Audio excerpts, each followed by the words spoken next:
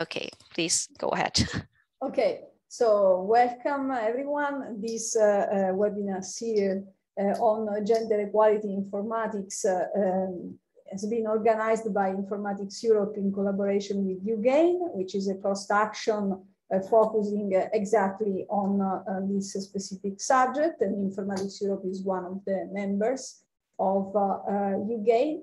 So who is Informatics Europe? Informatics Europe is a non-profit membership association, and the objectives are to create a network of computer science institutions and departments, and also research labs, even industry research labs around Europe. The origin dates back to 2005 when the organizers of the first summit decided that it was important to have an association similar to a CRA in terms of objectives. CRA is located in the US and is the Association of Computer Science Departments, academic departments in the US. So since 2006, we started running the association. At the moment, we have 170 institutions from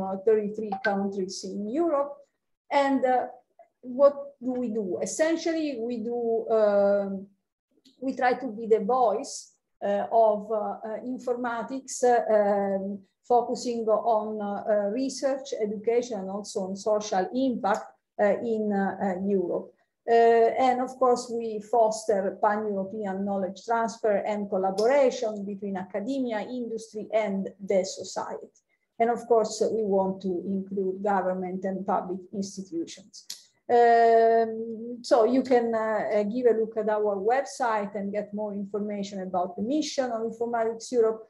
One interesting element that we have started quite recently is the creation of working groups on multiple topics that are not technical topics in informatics, but rather are cross-cutting topics focusing on education, on diversity and inclusion, on ethics and societal impact, on sustainability of informatics, on the analysis of data concerning the status of informatics and computer science in the various universities in Europe, etc., etc. Recently, we started also focusing on open science, and we do have an activity that is focusing on policy recommendation on trying to have an impact on the decision at the European level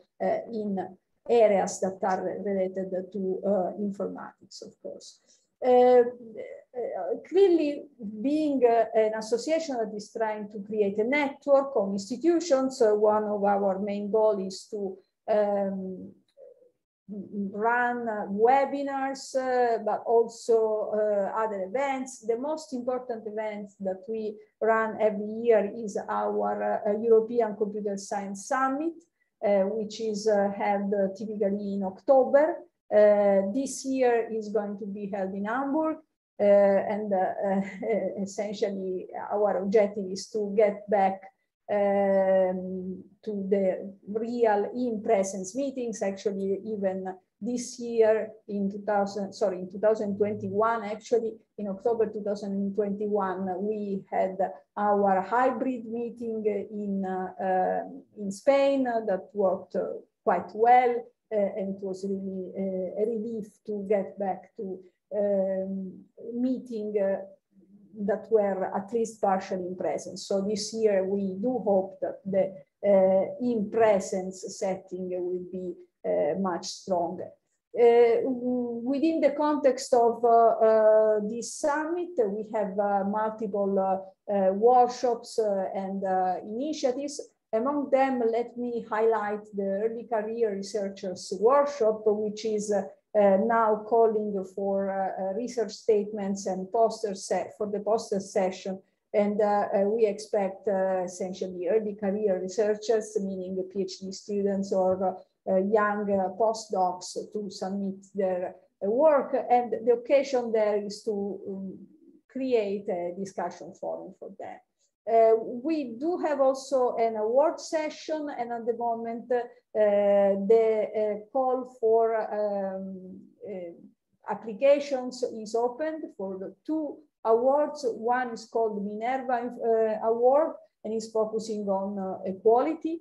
And so please submit if you have any initiative that is focusing on this theme, that is developing the career of female faculty, including retention and promotion. And the second award is in education. And this year the focus is on educating the task force for the digital transformation. We also have what we call a leadership development course that now is going to be in presence, and the next edition is planned for in a few weeks, essentially in June, and there is still the possibility to register. As I mentioned, of course, Informatics Europe is part of UGAIN, and UGAIN is a cost action that is including a lot of partners from all over Europe, and I'm sure that Bara will tell you much more than I can on this cost action. So let me just very briefly introduce our speaker that I'm sure you know. Bara from Masaryk University in Czech Republic, and she's also the co-founder of Czechitas, and she's going to present today the story of Czechitas and as a way to increase the role of diversity in technology and technological subjects.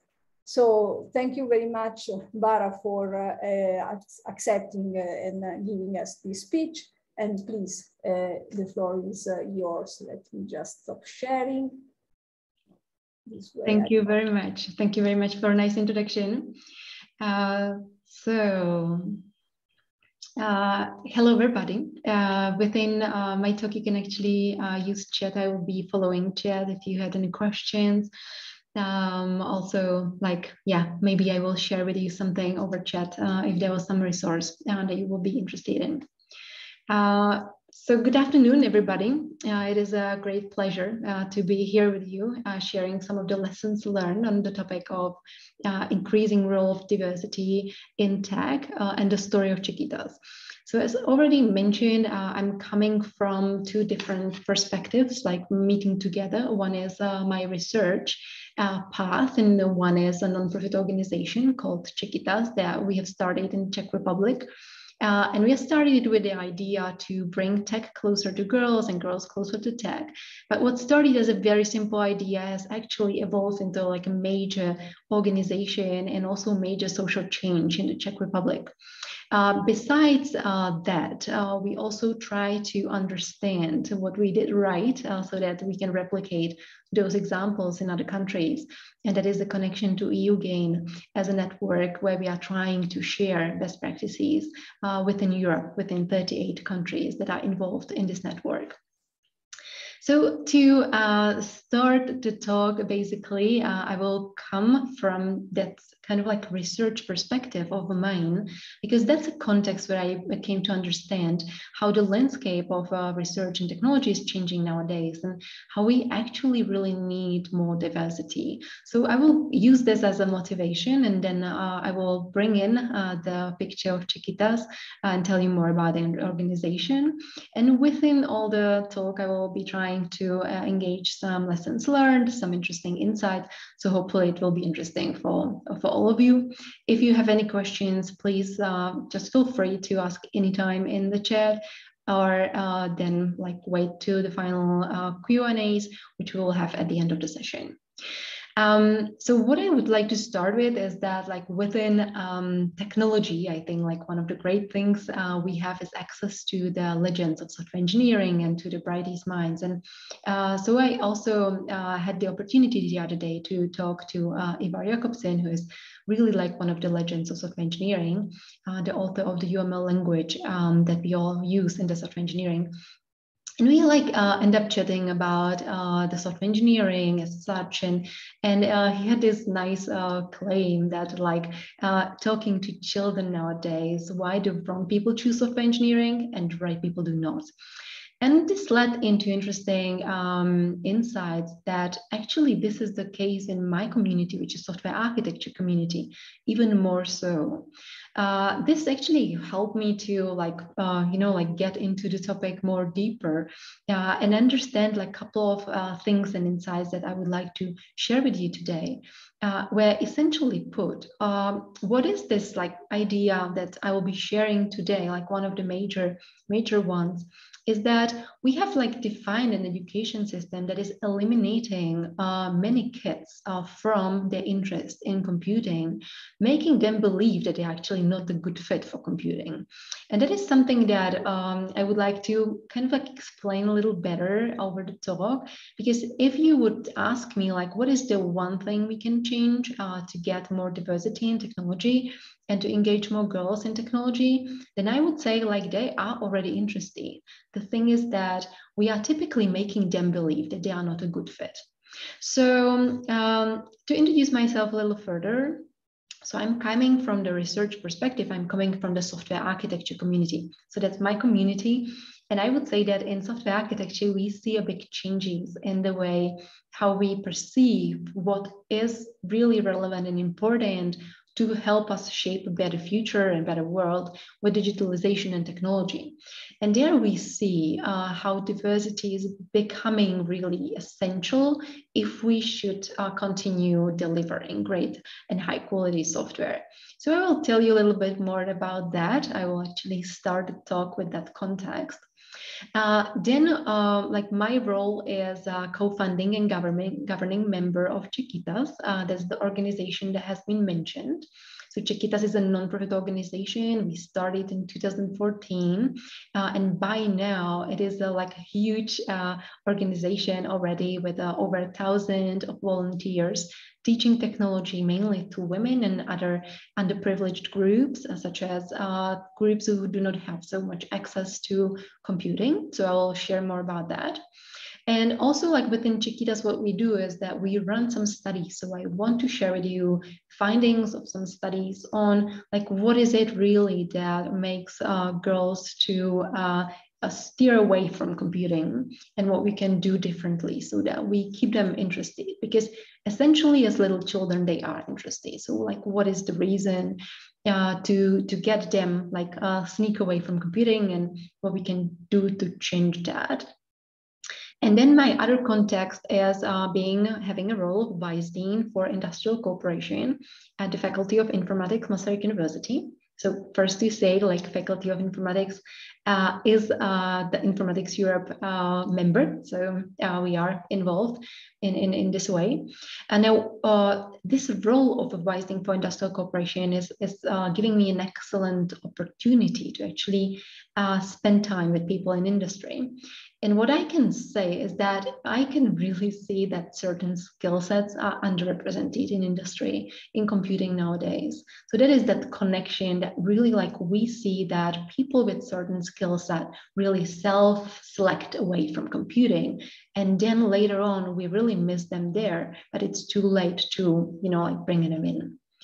So if there should be like one takeaway that you bring from this webinar, then it will be this one. And that is the claim that I would like to make in this talk is that the reason why women self-select away from computing is the very reason why we need them in.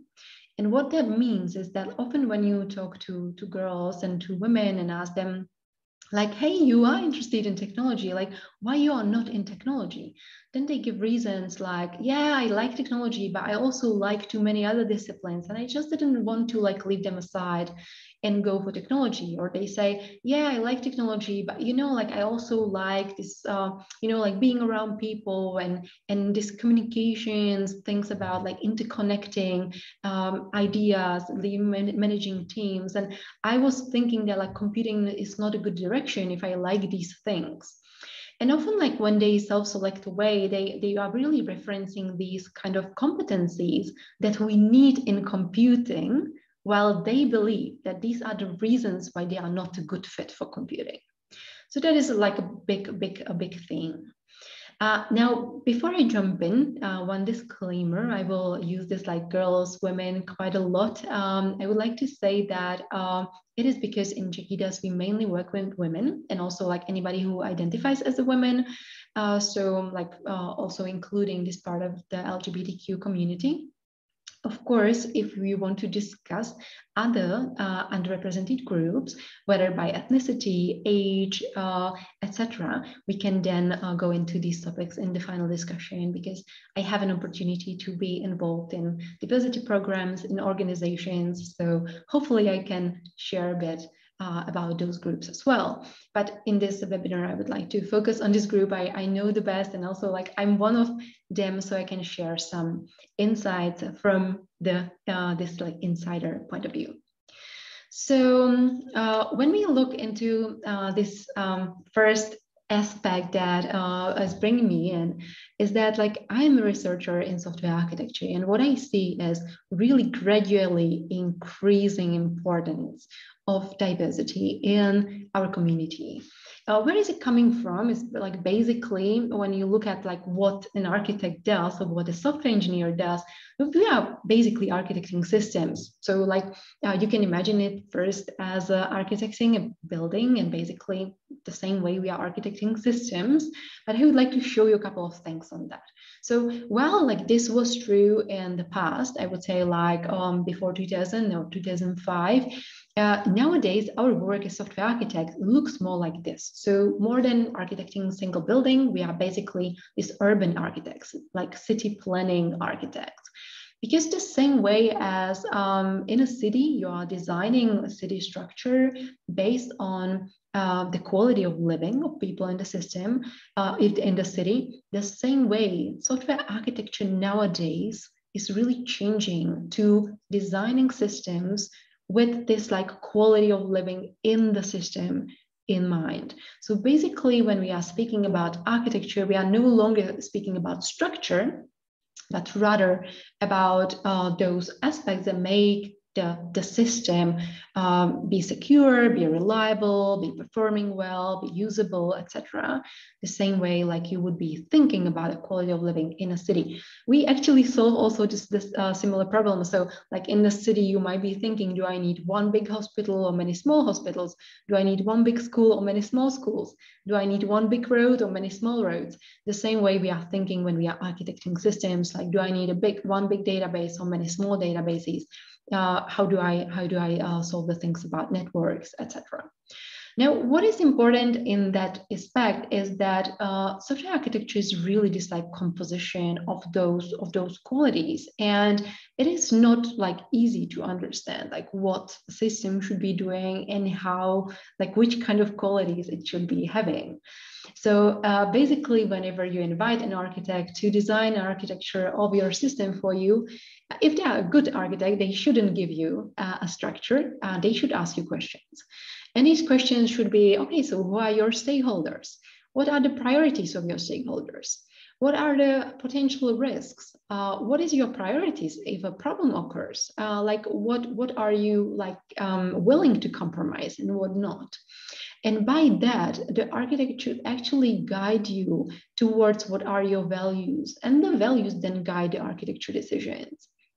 Why am I saying that is to show that really you are already starting to see the diversity in this like thinking and in this like kind of integration of different stakeholders, the prioritization, the strategic planning, etc., is one of the skills that we really need and we increasingly need. Besides that, there are aspects that are making software architecting more and more difficult nowadays. When you think about them, they are basically about the fact that those cities that we are architecting are spanning across the whole globe, basically. So these systems are really hyper-connected. They are connected not only in the scope that we can control, but also out of the scope that we can control. So we can see many untrusted elements joining our systems and joining our architectures.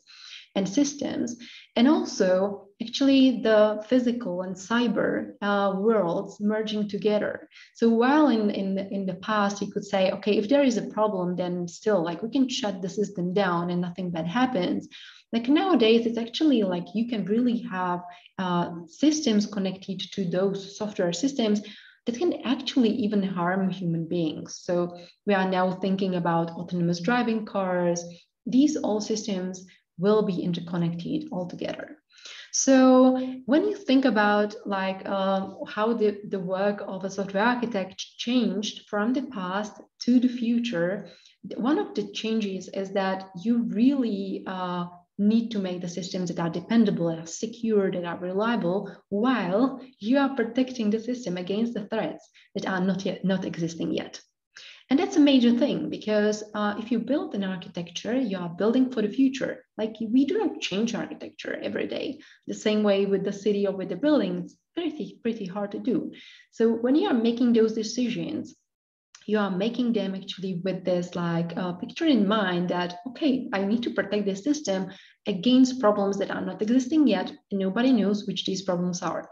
And this brings me to this need for diversity, because honestly speaking, when you look into those like engineering for the unknown, what you really need is to have many viewpoints connect at one table. And not only many viewpoints on that engineering problem, but really many viewpoints from different disciplines. So to give you just a few examples, what people in my team are working on. So like one example is, for example, the detection of insider attacks in organizations. Because nowadays, when you look into this attack vectors, or how people can actually get into your system and do harm, then the most critical and the most like hard to protect against problem is when people are actually your employees and they have access to the organization. So when you do this kind of research, you really need to understand psychology and sociology, like how people act, and be able to like analyze and understand processes ongoing for like half a year, somebody opening the door in the system and preparing the attack. Another student of mine is working on forensic ready software systems. This is basically about the fact that once the problem happens, we need to be able to come back and find out what happened, why it happened, who caused it, who is responsible, and collect all this information in a way that it is admissible at court as evidence. So you need lawyers who help you basically in this research. You need people from, again, like psychology, sociology. You need people who are good in infrastructures and designing these solutions, or how to log the information, how to protect the information that is logged, etc. So again, a multidisciplinary team. And last example I want to give you is pretty future oriented, where we are actually thinking that in the future, once different autonomous systems can start joining those architectures, which might be like an autonomous driving car, these two cars need to be able to interact safely together, while they are, independently being able to say, do I trust the other car actually? Is that car hiding some malicious intent and wants to like maximize harm by breaking into a city and maybe injuring somebody?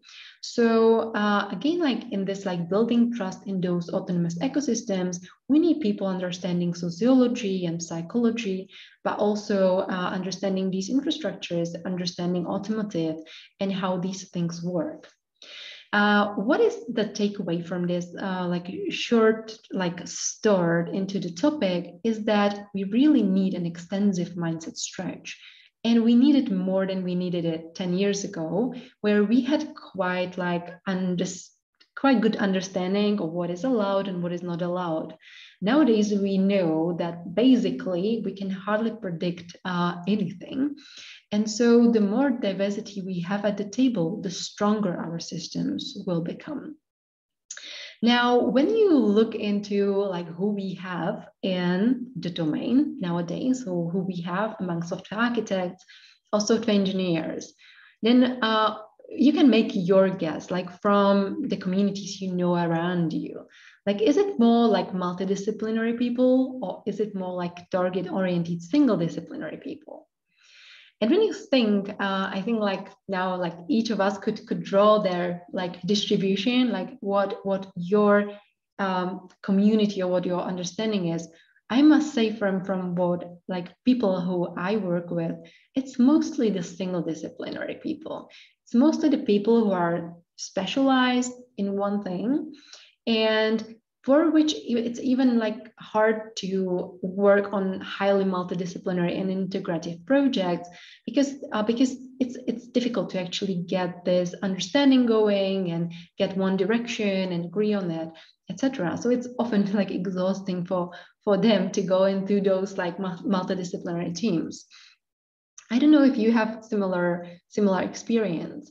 From like when you look like how this actually is happening, it's very, very intuitive and clear, because we are creating a funnel through the education system where early on, when we actually give the children the kind of like taste and feel of what computing is, we present a very narrow taste of computing. And what we choose for those schools in the primary and secondary grade is that thing where you actually need to be single disciplinary to stay motivated to debug this one single assignment again and again and again and again, and not really ask, why am I doing that? Because otherwise you would just slack off and not come back to the classroom again. So we are presenting children with a kind of education that is making them believe that this is what technology is, this is what digital world is. And so they think, okay, if I'm not really interested in this, like, you know, like a single assignment and debugging it again and again, maybe I'm not good fit for computing. So often these children who are more like multidisciplinary, who like multiple things, who like besides technology, also languages and arts and biology and history, etc. When they find themselves in the classroom, they naturally first don't feel so successful in that assignment we are giving them. So they find it so compelling and interesting to actually continue. And second, they have those other choices that they can turn to. So if I'm interested in, programming, math, biology, languages, arts, and I see, hey, somebody encouraged me towards biology and there is this great teacher who is encouraging me to go in that direction. Like for me, it's just like one or the other. It doesn't really matter. And it's easy for me to go in a different direction. So we often at that phase lose those kids who are multidisciplinary, who are more like, oriented towards these things. And then we actually get a cohort of kids that only get smaller and smaller and smaller with time. Those people who are different and like slack off at the beginning in their school, what happens is they actually never or typically regain that connection to computing. And that is something that we see in Czechitas again and again. We work with women who actually say, hey, I liked programming when I was a little girl. I liked it so much. And now I regret that I didn't stay with it. But now it's too late. I think it's like no chance that I could actually come back and reestablish that connection, because technology is running ahead so fast that I don't really think that it's possible for me to still kind of like come back and join the direction again. So I would say that when we like look into this, like losing many kids, it is really for many of them, it's that the way in which we present computing to them is not matching their talents and their skills. Now, what I mean with that, so when you look into what do you see like on this bottom line, so basically you see this like target and perspective. I'd like to explain this a little bit. So what we see is that people who are rather multidisciplinary have tendencies to use like perspective-oriented problem solving, while people who are rather like single disciplinary nowadays will have a higher tendency to use the target-oriented problem solving. Now, what it is, so imagine that you have like a very complex problem. This very complex problem, like, it's too hard to just look at it and solve it. So you need an approach to solve it. Now, what I would like to say is, irrespective of the approach you use to solve it, you are the same way competent to solve it. It's just about you are using different tools, you are using different approach to solve the problem. Now, this is something that is quite important to say, because people think, yeah, you are this one, you are that, so you are better or worse in solving something. What we see is that different talents just give us different tools, not different ability to solve a difficult problem. However, what we see is that there are differences in those like tools being more naturally used by girls than more naturally used by boys, and I will explain these two. So target-oriented problem solving means that when you get a big assignment, like big problem to solve, you naturally start decomposing it into sub-problems. So you create these sub-problems and then you start solving them one by one. This is great for people who are then seeing results, right? So you have kind of like a linear progress, because you get first subset solved, then the second sub-problem solved, third sub-problem solved, etc. The perspective-oriented problem solving is more natural to people who actually can move on solving this like sub-problem without understanding the whole landscape. So what is more natural to them? And I'm one example of the problem of the perspective problem solver. I need to map my map first. I need to understand all the factors that come into the solution. And it's actually until I understand and map this like problem space, I'm not able to move forward and give you solution to one sub-problem. I just need the like big mapping first. But then like once I have it, and that takes some time, so that this like zero progress at the beginning, it is easy for me to actually like start solving all the sub-problems in parallel. So basically doing things in like parallel and like approaching the problem as a whole. But it takes some time at the beginning to understand all those factors that influence the solution. Now I mentioned that these like tendencies are slightly gender correlated. This is not that like all girls would be such and all boys would be such, not at all, not at all. It's more like this is just a draft. You can just imagine it as like distributions. Like we all are able to solve problems in this like structured way, the target oriented, and this perspective way. But like one of them comes a little more natural to us. And it's more likely that you have more girls towards the perspective-oriented spectrum. And also, like if you like know people from the neuroscience, they even say that women brain have more interconnections between the hemispheres. Now you can like think, okay, what are the reasons for that? And I'm not an expert to explain all the reasons, but there are also people saying that we actually like as a society socialize girls towards like being able to kind of like take care of the family and take care of this and take care of, you know, like multiple things at the same time. So they kind of like have this more stimulation to develop this like interconnected, higher perspective understanding of the problems. Or some people even say that like it's on the other hand, in terms of the problem solving for men, which is more like driven towards, I want to see a solution faster, because then when you start decomposing the problem, you start seeing the solution faster. So if you are impatient and you want to have a solution faster, which is like the connection to the testosterone, you might understand, then you might have a higher tendency towards this target-oriented problem solving.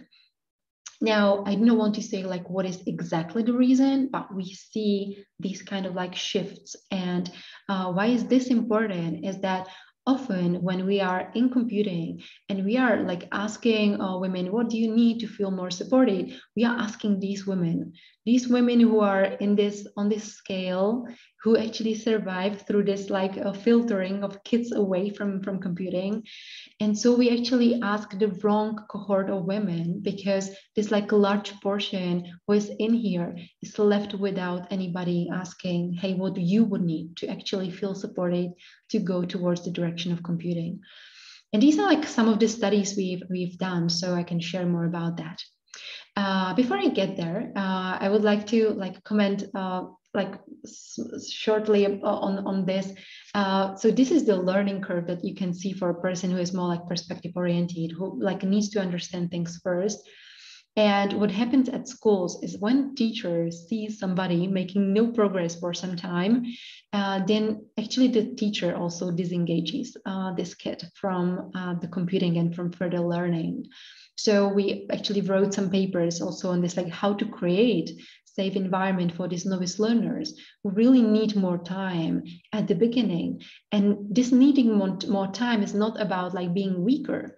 It's just about like having different approach, like needing different support. And this will actually be compensating with time.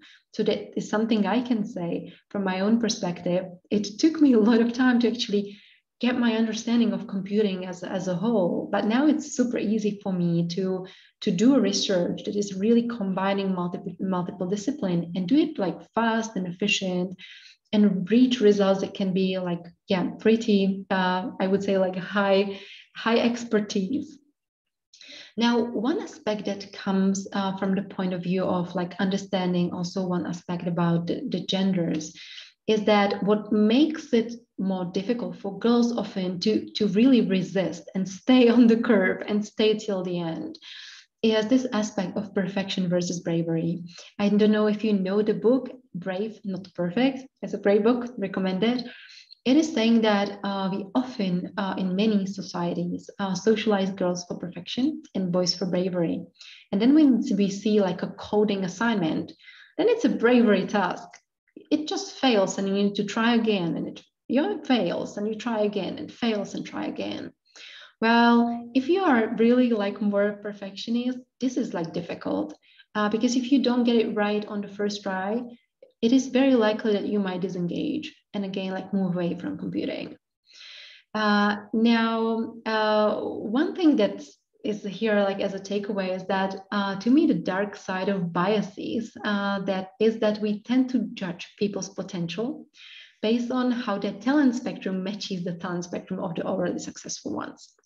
So if we now see many people in computing who have certain skill set, then for the people who have a different skill set, it will be very hard to get there because anybody is comparing their skill set with those who are now in computing and those who are successful, and will say, hey, you're not a good fit. And nobody considers this landscape change that I was presenting with the software architecture. So while we see that we need different skill set now and for the future, we are still basically judging people's potential to be successful based on a situation 20 years ago, because it was 20 years ago when those people who are now the most successful entered the field. So we are doing this mistake, comparing people for the future to our past 20 years ago, and judging that, hey, like I think you won't be really successful. So this is like a vicious cycle, right? So one thing to do is like, if you are that more perspective-oriented person and you remember how you struggled through this education to get where you are, like start being more visible and encouraging people, including parents of girls and girls themselves, to see that actually this talent is making you successful nowadays. Because I believe that this is the thing that really like being, having these abilities that we are not yet able to actually value among kids and often also among adults is what will make computing stronger and be more relevant to our future. Now, we have did a study to understand these aspects better. And what we did is to design a study to actually evaluate approach to two personas. So one persona is a woman who is in technology and is there just and successful. And one is a woman who would like to be in tech, but is not there, which actually means that she had this interest somewhere in the past, but kind of like get away from computing and now would like to reestablish that connection. We created these personas. We collected 139 responses, actually a third of it from Czech Republic, third of it from Germany, and third was coming from the rest of the world. And we were trying to compare these two personas and try to understand, okay, so like how did it happen that somebody who would like to be in technology is not? And when did it happen along some time scale? We also like published this in IEEE Software Journal. So if you were interested to read a study, you can find it in the chat. Now, this aspect are something that we call leaky pipeline. So the first thing that these girls were referring to, this woman actually who were reflecting back on the time, was access to encouragement. So actually for many of them, it didn't even cross their mind that tech would be an option. And even if it did cross their mind, they were considering it. They were rather about to follow the directions to which somebody actively encouraged them. And that is, by the way, something that I even see when we think about here at the university, a girl studying a PhD, when there is an active encouragement, hi, why don't you try to consider a PhD? This active encouragement plays a huge role. The second one is the stereotypes, and that one was surprising for us. So we were thinking that those girls themselves had some stereotypes about technology, that they didn't really find it interesting.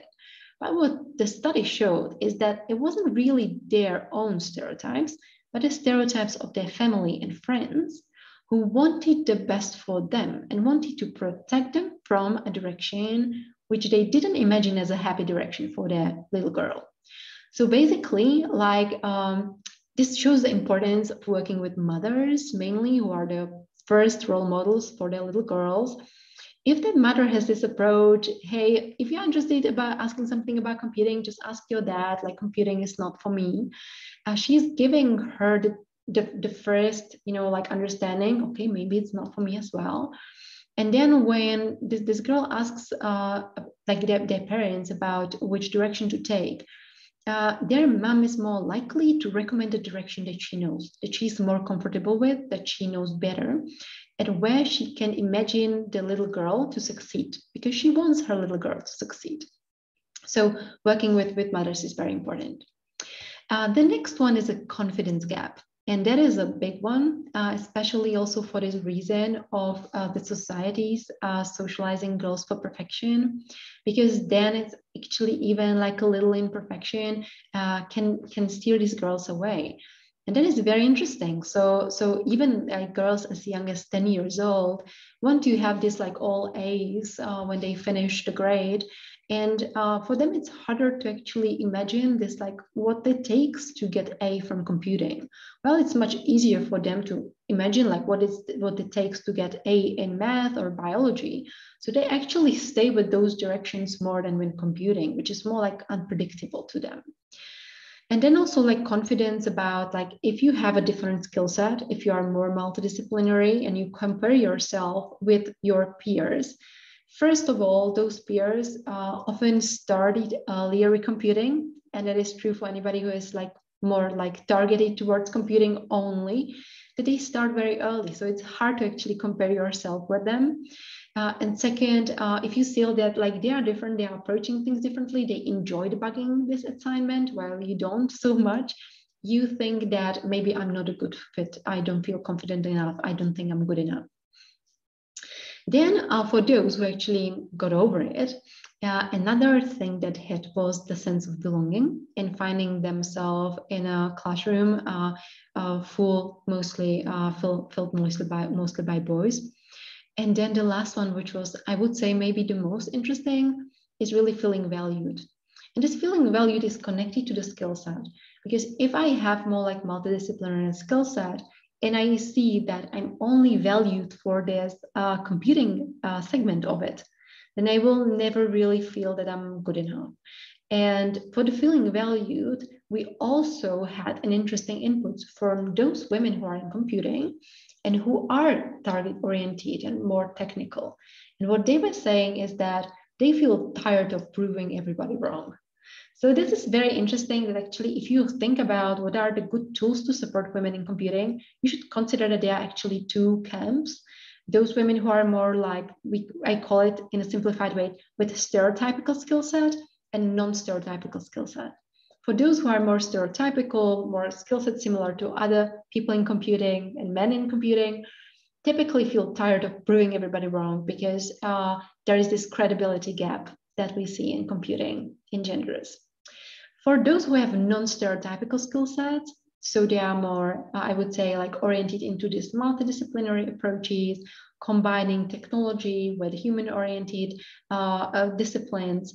those feel like second-class citizen often, because for those people who are in the computing, they often have this like kind of like distinction of like true computing and there's like other.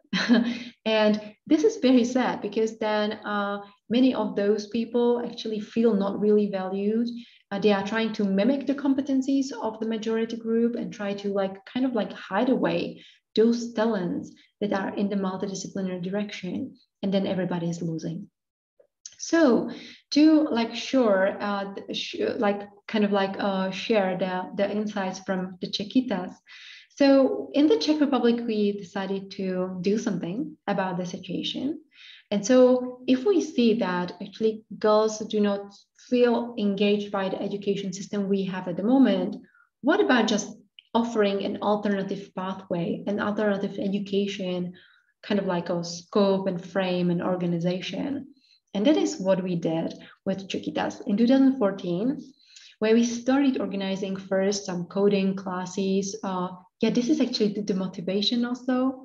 When you look at how hard it is to find a person for a vacancy in computing, then the Czech Republic is actually the worst in Europe. It's the hardest actually in Czech Republic to find a person to fill a vacancy in computing. While at the same time, the representation of women in computing in Czech Republic is the worst in Europe. At the same time, so we see that there is a lot of potential in engaging more women in technology. So we took away this point and decided to do something about it. So we started organizing the different coding camps for girls and for our friends back then, and started growing this into activities for not only girls, but also children, to actually change this funnel that is happening in schools. But in the end, like landing mostly with courses for young women who are about to either graduate university or who graduated university or who have very small children and are in that stage of regretting that they actually didn't pursue computing because they feel that now it's too late to come back to that decision because everybody's already far ahead in their skills. And so we organize these courses where we are trying to bring them back to computing, and we see amazing results. What we actually see that while in the ICT profession, you see that women make their representation is still very low. We are seeing a change in the society as a whole.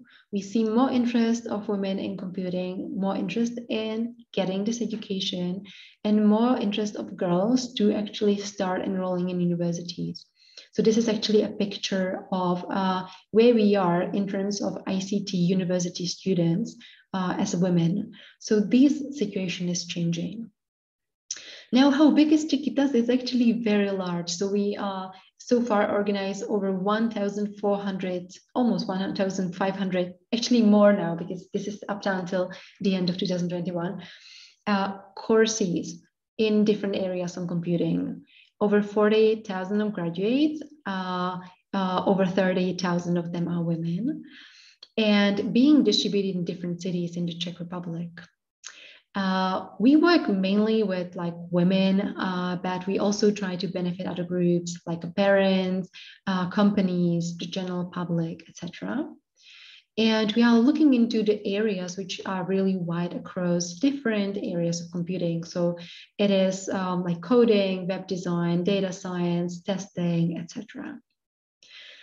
We have many different kinds of programs. Like what we see is most effective is like, it depends on the group, of course. But for the women we work with, it's a Saturday crash course, like the whole day, spending together, forming a community, creating a safe environment, having fun together, and learning something. And then if they want to continue, we also have 3 months programs where within one program, like 3 months, we can guide them from basically junior knowledge to or zero knowledge to having knowledge sufficient for a junior position in a tech company. In those 3 months, we also engage the companies. So there are volunteers from tech companies who help us with lecturing, who help us as mentors. And those women after 3 months can actually get a job offer by those companies. And we can start having the progress in terms of how many women we see in computing. So to basically get to the wrap up, we have received many awards to acknowledge the progress we are making. Actually, the last one was a Social Economy Award last year, where over 100 organizations competed for this award. In the digitalization and skills category, we won the first prize for the activities. And yeah, I can even share like what helped us to become successful and to make it a sustainable model, but I will leave this for the questions if there are some. So with that, I'm coming to the end.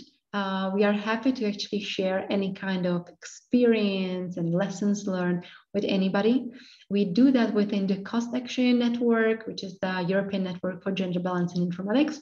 If you want to join us in the network, the email address is in here, and I will also put it in the chat. And in that network, we are trying to actually understand how we can also keep more girls in academia, get them to university, get them to study PhD, help them from PhD to professor, and help them to become successful. Because we see that whenever women are successful in their field, this becomes magnetic and inspirational for more girls and women to join. So thank you very much. That's it. And I'm looking forward to some questions if you have any. So thanks a lot. Thank you very much, Bara, for your presentation. Is there any question for Bara? Maybe I can start with a question related to your experience. I mean, with Czechitas, you have these 3 months courses, and you mentioned that then the students have been able to get a position in the companies that are supporting the program. Do they also get back to university to get, let's say, a higher level diploma or not? Great question. Great question. So basically, this depends on the age of the participants in those programs. So we have some participants who are very young, and those then go to university. So we have those cases. But we among those programs, what is, I would say, like the age group among which this is the most popular, mothers with young children. And those actually, like for them, it would be logistically very difficult to now start university. While what is, however, very, very useful and very valuable is that they often usually are graduates of university in different field. So what they bring to those companies is combination of this newly acquired technological skill set, plus the skill set that they graduated from. And that is super valuable. So these can be like women who did, for example, sociology, plus they did 3 months of computing, and now they start working as data scientists, but they do data science from this perspective of an expert in sociology, which is amazing. So I would say that for those who graduate from this 3 months program, they seek for like a different kind of like a profile that they fit in the company than like graduates from the university. They are bringing something different, but also valuable. And I would say even more valuable because they are bringing something that is typically missing in the company. Yeah, for sure. In data science, these interdisciplinary is certainly a winning factor, I guess. Yeah, and by the way, like just to give you some perspective of those programs, like in which directions they are most popular. So data science is one example of this 3 months program that is very popular and giving very good results. One is front-end web development. And for front-end web development, it's typically like understanding the UX design, and again, understanding psychology and being able to do user research. being able to actually do the design elements. There again, like a person who is coming and graduated from a different university can be very, very useful. And over time, they actually like improve their JavaScript and React.js and databases and all these skill sets that they learned at elementary level in the course. They have time to work further on it and improve it.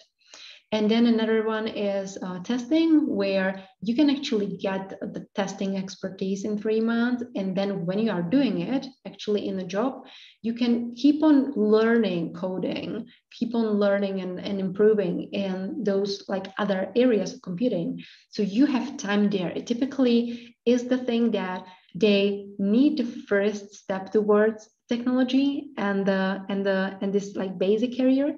And then they continue learning, but they are already in there. So it's easier for them to grow. Great. So there are various questions in the chat. I can read them, or yeah. Alina, if you want to ask your question, maybe you can unmute and just ask the question. Yeah, sure. Hi, everybody. Hi, Var. Thanks so much again. Nice to see you again. We met before in the Young Researchers workshop. Oh, wonderful. It's nice to be invited again. Yeah, my questions are, they're probably too detailed for this webinar, but if not, if yes, feel free to ignore. If not, it would be great to hear some insights. So some of the practical implementations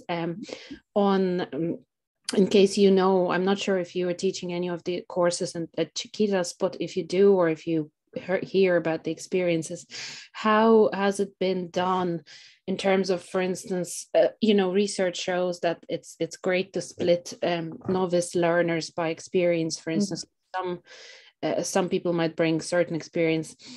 So that's about the splitting the class. How did it physically work? Has it been done at the start of the course, or etc.? And also the personalization techniques such as, for instance, focusing on inexperienced learners, or maybe adjusting the course module on the go.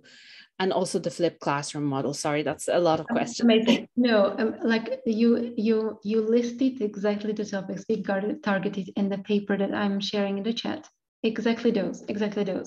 We addressed the role of teamwork and how to form teams to support novice learners. We did this, like how like different segregation principles work or work not, how to do personalized learning. We have strategies for that.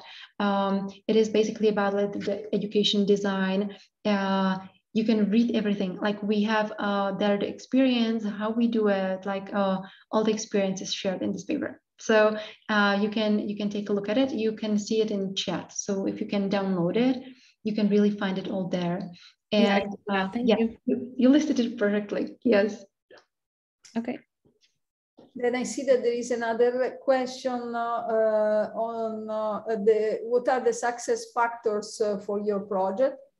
Okay, amazing. So I can actually like share it, because I skipped through this slide, but I will just show you this like one slide, like what helped us to become successful. So of course, like we love what we do. Otherwise, like this wouldn't be possible. Because this created a snowball effect. What I must say was like one of the secret sauce was a visual and playful communication of it. Because what we, like, I think we were also lucky, like in 2014 when we started, like Facebook was not that large. So if we shared photos from events on Facebook and everybody tagged themselves, you can remember at that time, it actually was flooding Facebook basically of all those people who were sharing the pictures. I think we were quite lucky with a good logo and a good visual design at the beginning, and it was crucial because it made the whole thing seem more playful. And when things look playful, then people are not afraid that if they fail, somebody will make a big deal out of it. So they are not afraid to actually give it a try. And then what is important is that this word of mouth. So one person who attends, if they can invite another person to join, you know, like to really like have this like snowball effect. Now we created community, so that is like a big one, but it's quite, I think, understandable that this is a community. So we do community events. We do coding clubs where people just meet and code together. We do different hackathons. We create community. We have this community. We have a system where people, interact with each other and can help each other when somebody has problems with learning. We have different places where people can just meet and help each other learn. So we create community. Then it's definitely this safe environment. And it's not just by words. Like if you tell somebody it's safe to make mistake, they still might not be ready to make mistakes and be public about it. So this is about really having even somebody in the classroom being open about making a mistake and, opening up that it is okay to laugh about it together. So that was very important to create this kind of atmosphere. Then creating stories. So we publish on the Facebook, and we also have a blog. So on the blog, we publish stories of a career change and life change. And we are trying to promote these stories. It's nowadays big hundreds of women who completely changed their career. Like the last story was about a woman who was just managing a restaurant. She was managing a restaurant. She didn't have any education. And now she is in tech. And these stories are just so inspirational. Then a sustainable financial model. That's the difficult one. We are now having almost 100 employees. So it's a huge budget that we need to secure every year. But we were able to do that by involving over 100 companies in partnership schemes, be able to apply for some grants, and also have some model of the participation of those participants with some fees on the programs. And then really knowledge and understanding. So these two studies I shared in the chat, they really helped us to design effective learning so that we can create those stories. We can change lives. So that was important. If you want to ask more questions on that, just go ahead. I'm happy to share more details about anything, very openly. Happy to share. Simona is raising the hand. So please, Simona. Hello, I hope that my connection will be stable enough. I'm sorry, I'm having problems. I knew about Czechitas and I'm following you. I never realized it is such a scale. I mean, I'm impressed. So many events, so many reaching. I think it's impressive and definitely a lot of work in the back end, right? I was thinking at what you said about having different skills and not really taking technical task within software engineering. I mean, I just got in contact lately with different people who were coming from different domains and actually were Scrum Masters, business analysts, UX design, and a lot of them were saying that, for example, women sometimes are more better choice for these roles because they are better in communication, better in organizational skills and so on. So I think this is an opportunity for us to highlight these positions and these roles in software engineering that require multidisciplinary. So in the second part of the image that you show us. So that will be an interesting path to follow to see how we can attract women who have dedicated skills for other tasks, right? And if we refer to the city, we need the trees, we need the sustainability of the city. Yeah, indeed, which really is not the big buildings, not just the buildings. Exactly. Right?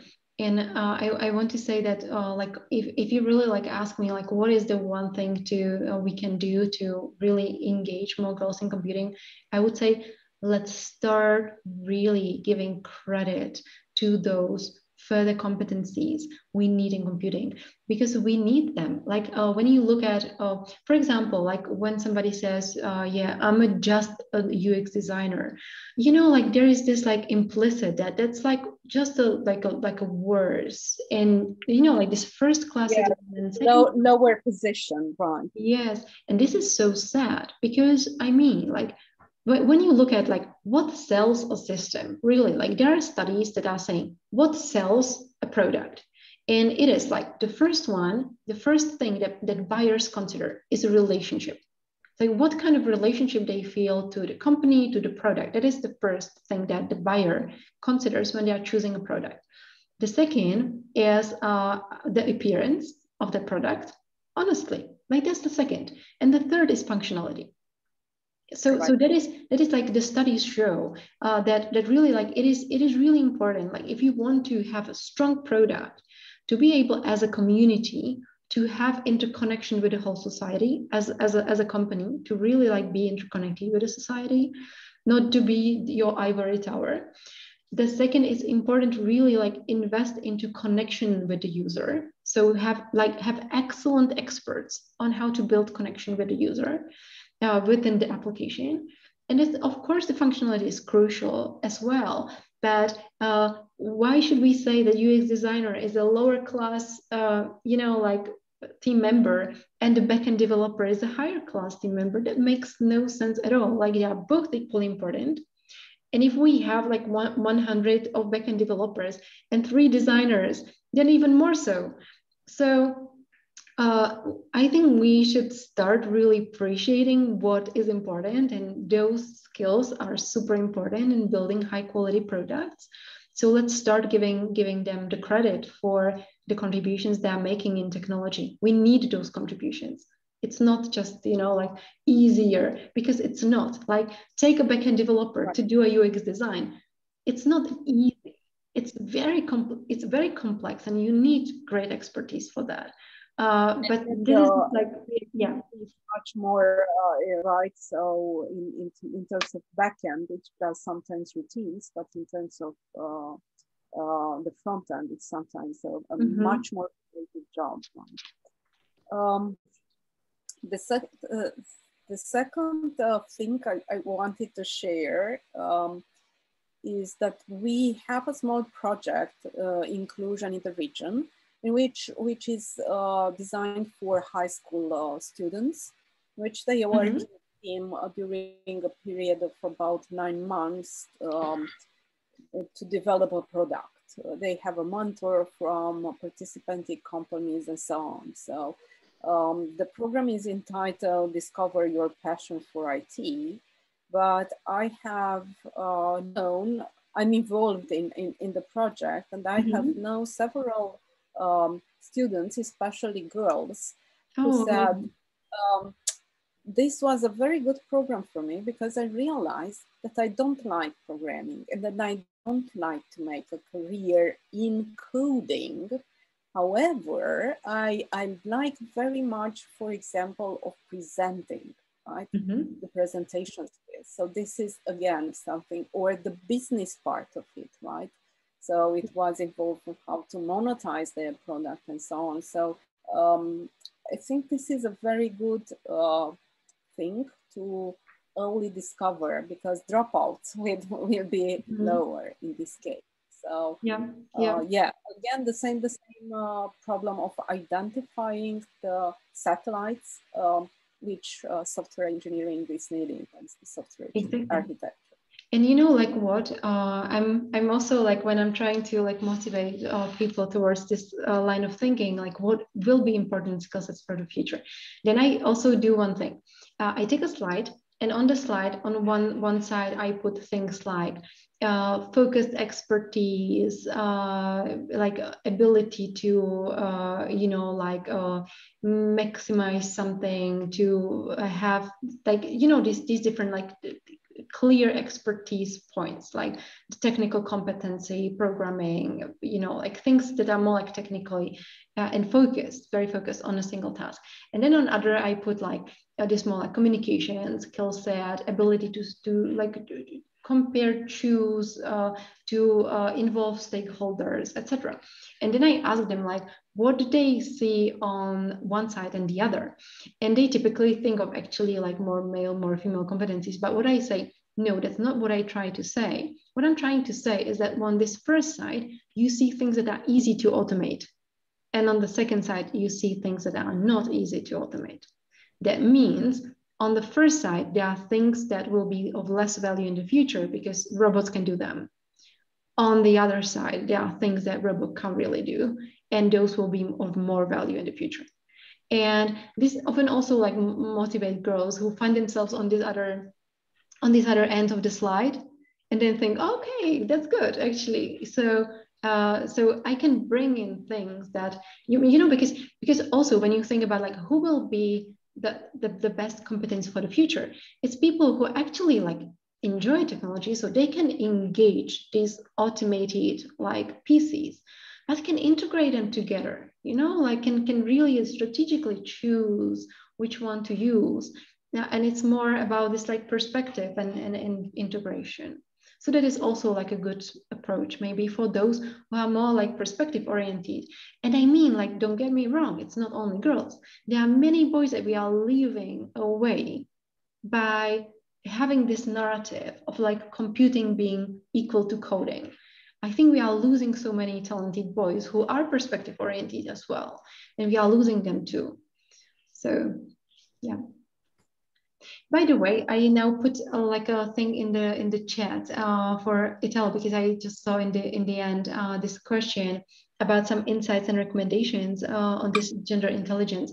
So there is a book. I just put the book in the chat, which is about using gender intelligence in leadership. It is leadership, but like you can find there many things about like coming from neuroscience, etc. Like where you can learn like many interesting facts. So and you can apply them actually in the computing. But this is a very good book. I highly recommend. Like a really nice book.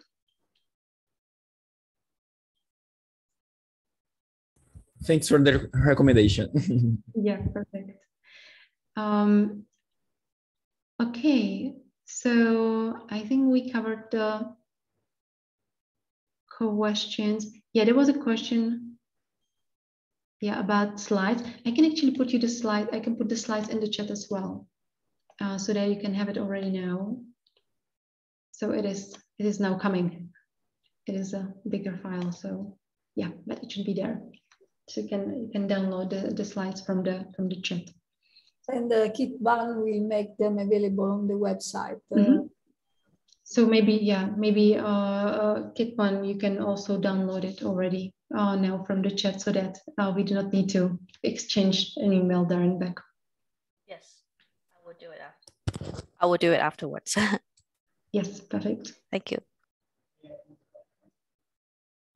Okay, so are there other questions? If not, thank you very much, Bara, for this presentation. It has been very insightful. And well, congratulations also for this experience, and good luck. Thank you very much. Thank you very much. It was great spending this time with you. Thanks. Thank you everyone for attending this workshop, this webinar. There will be a recording that will be made available to all registered participants in probably a couple of days, and then will be posted on YouTube in 1 month, so that can be accessible to everyone. Okay, thank you all, and have a good night. Bye-bye. Thank you very much. Bye. Bye.